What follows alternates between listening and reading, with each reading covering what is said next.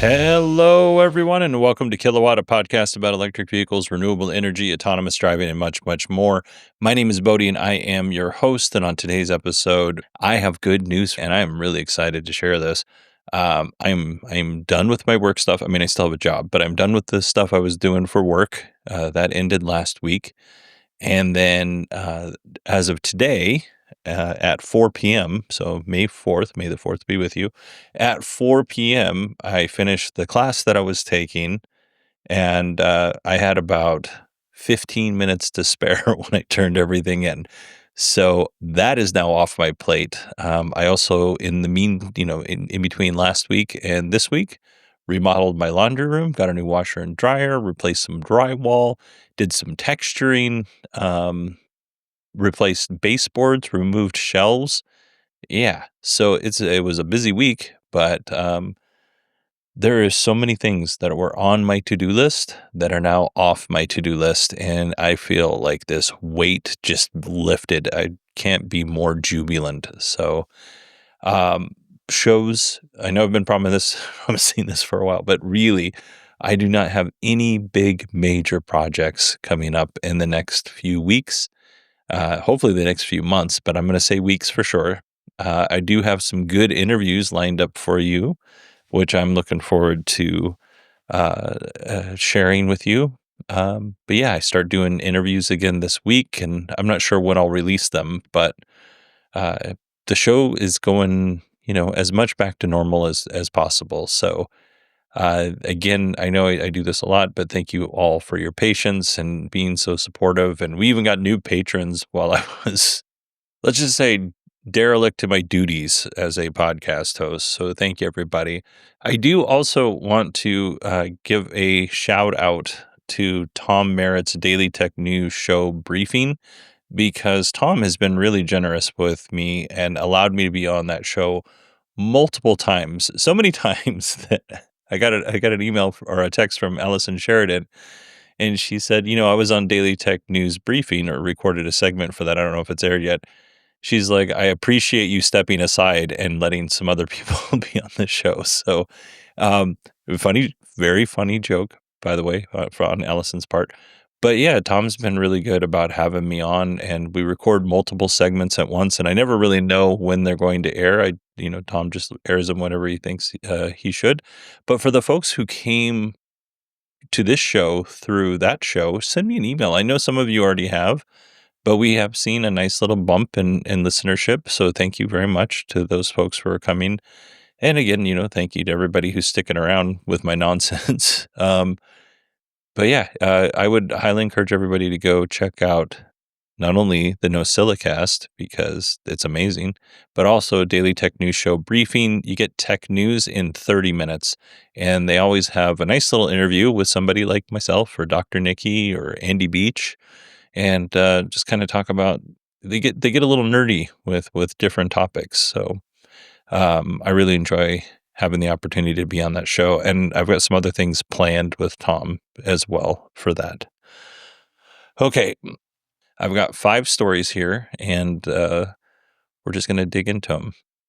First up, for those of us in the U.S., the IONIQ 5 now qualifies for the $7,500 federal tax credit, which is fantastic. Here's the thing. I can hear some of you saying, hey, the federal tax credit was always around for the IONIQ 5, and you're mostly right. The IONIQ 5, you could get a federal tax credit if you leased the vehicle, but not if you purchased the vehicle. And there was some time when you could get it when you purchased the vehicle too, like, don't get me wrong.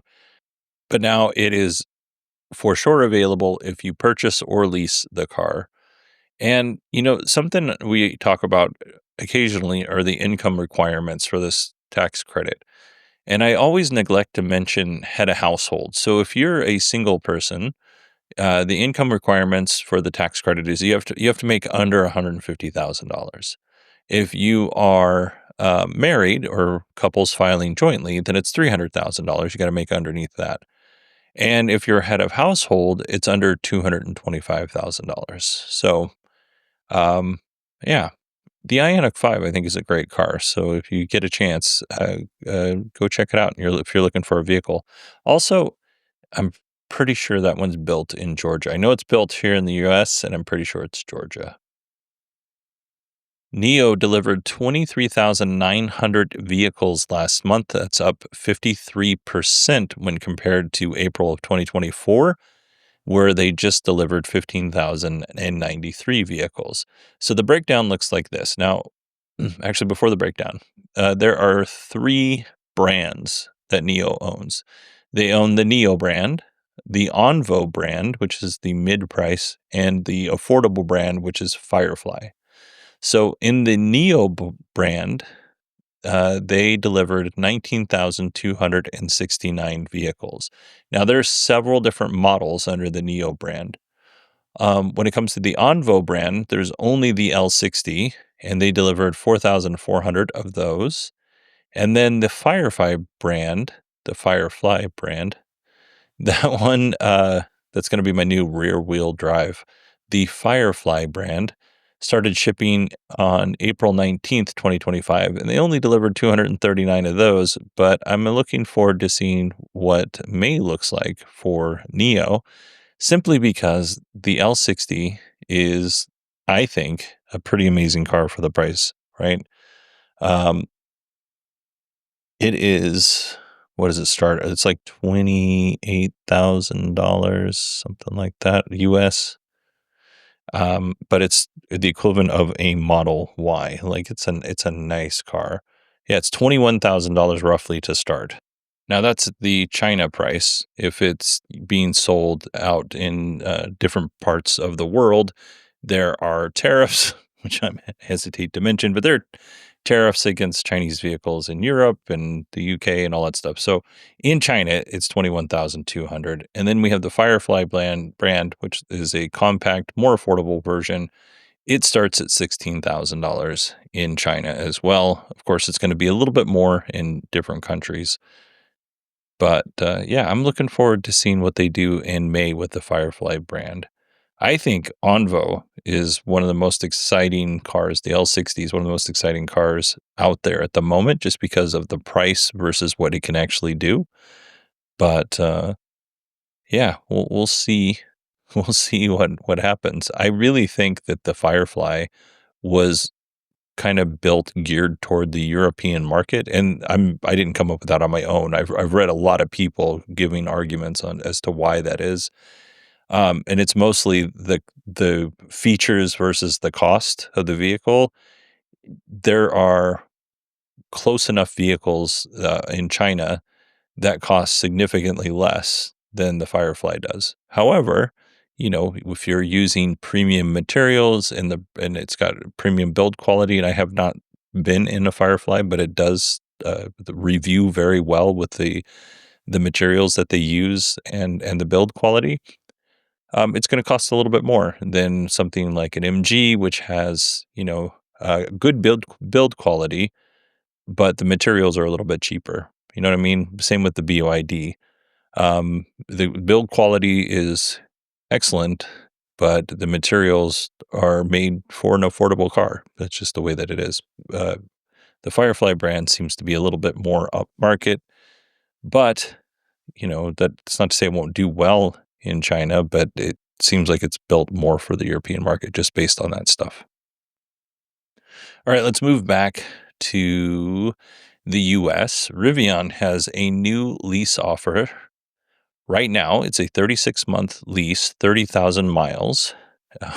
You can get this lease, same thing, R1T or R1S, same deal, but it has to be the dual motor max battery pack and performance upgrade vehicle. This is a $100,000 vehicle, whether it's the R1T or the R1S, it's a $100,000 vehicle. But here's the deal. It's zero down, which is not necessarily the case, and we'll get that in a second, but it's zero down, and then you get a $6,500 lease credit coupled with the $7,500 federal tax credit. That's a total of $14,000 in savings. Then here's the part. It is zero down, but you have to put a $500 deposit down. You have to pay the first month's lease payment, and you have to pay an $895 acquisition fee. So it's It's about $2,600 roughly, depending on which payment is, for that first month. But if you're looking to lease a vehicle, maybe not a bad way to go. I did go to Rivian's website and I put the information in for the lease, got the appropriate cars, and a lease for me in my state would cost $1,164 a month, which is a lot of money. But I went to the loan part just to kind of check out and see what a loan would cost. And of course, you have to put some money down for a loan. But a loan, it would be $1,155. Which way would you go? Would you buy the car when the prices are so close? And again, I don't remember what the down payment was, but would you put the down payment down and buy the car, or would you lease the car for that price? If you have a thought, email me, Bodie, Bodie, at 918digital.com. All right, here is our final story for today. There's a proposed bill in the House that would charge an annual fee of $250 for all EVs. That's full battery electric vehicle. If you were to purchase a hybrid, it would be $100 a year. And the rationale for this is that EVs don't pay their fair share in fuel tax, which the fuel tax is what pays for our roads. And to be fair, I agree with this on principle. They're 100% correct. Where this falls apart for me a little bit is that it's just a flat fee of $250 a year for any EV. ICE vehicle owners pay between, on average, somewhere between $141 and $400 annually in fuel tax, depending on how much they drive, but they pay every single time that they fill up at the tank. So their bill is based on how much they drive, how much they pay towards the fuel, towards the roads, it's based on how much they use the roads, which I think is fair. I also think it's fair to charge EV owners based on how much they use the roads. And you know what? You can argue that even maybe they pay a little bit more because EVs are typically heavier than ICE cars. And theoretically, you would think that that causes more damage to the roads over time. But I don't know how to do this and make it fair. I don't think slapping a $250 fee for all EVs is a good way to go. I do think that that is hurtful to EV adoption, right? And I'll explain that here in a minute. But telling the government how many miles you drive and potentially telling them where you drive, I don't know anybody in my life, whether they're a Democrat, Republican, Libertarian, especially Libertarians, independents. I don't know anybody that wants to have more government involvement in their life. Nobody wants to be tracked, you know? So I was wondering, maybe it could be something like you have to pay a $50 fee annually, right? If you own an EV. And then if you charge, whether it's on a free L2 charger or a L3 charger, if you charge, then, through the magic of billing, they just bill you for the miles that you put back in your car. And there's probably a whole bunch of math that I'm not qualified to talk about that goes into that. But yeah, I think that might be a little bit more fair of a way to go. What are your thoughts? Because I'm a big proponent of paying taxes. Like, I don't want to pay any more taxes than I owe. But I also appreciate the fact that we have a lot of things in this country that we've gotten used to, and taxes pay for that. So I don't mind paying taxes. I just don't know what the solution here is. And I'm going to give you an example here because I was talking to one of my neighbors, and he just bought a new Toyota 4Runner, which is a beautiful car, by the way. Like, I have never seen a 4Runner in the color red that he has. It is, and he got it from the factory, or got it from the dealership like that. Anyway, the whole point to this is I hate Toyota. I'm just kidding. I do hate Toyota. But that's not because of Toyota. That is because of all of my friends who have Toyotas, and they are obnoxious about their love for Toyotas. Anyway, my point is my neighbor and his wife are retired. If I had to guess, I would put them in their mid to late 60s, right? So they are not old. They still have a lot of years left and they're very active. But they don't go many places when they're at their home here in Tempe. A lot of what they need is within 5 miles of where we live, right? Doctor's appointments, movie theaters, Costco, Sam's Club, all that stuff. It's within 5 or 6 miles, at the most 10, right? But they're not driving to work every single day. Um, in terms of road trips, they do have a cabin in Strawberry that they go to, and it's 2-ish miles away, and which is about 100 miles from here.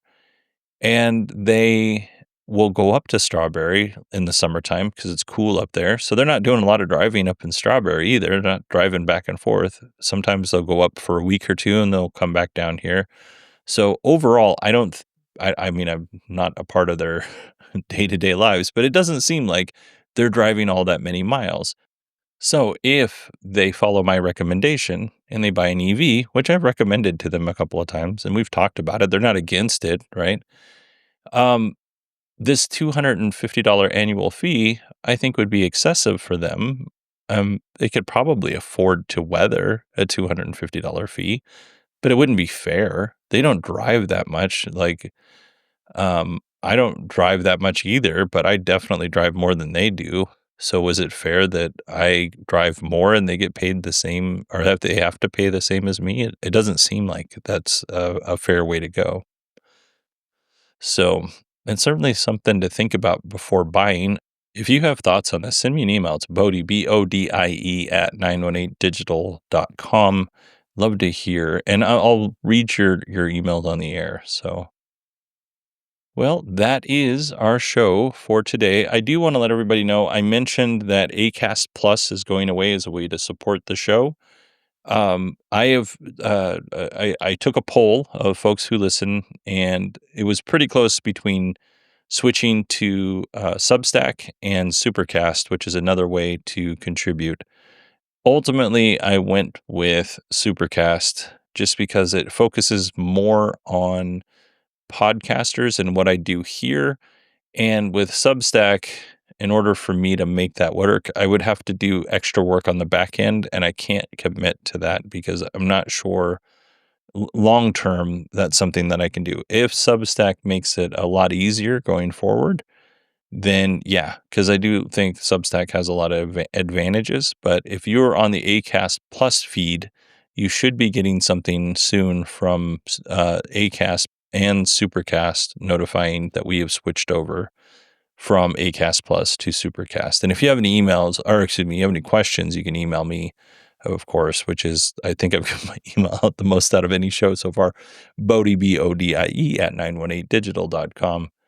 Um, yeah, but that's it. I had one more thing. Oh, if you want to support this show, you can go to patreon.com/kilowatt, or you can email me and ask what the Supercast link is because I don't know it off the top of my head now that I'm thinking about it.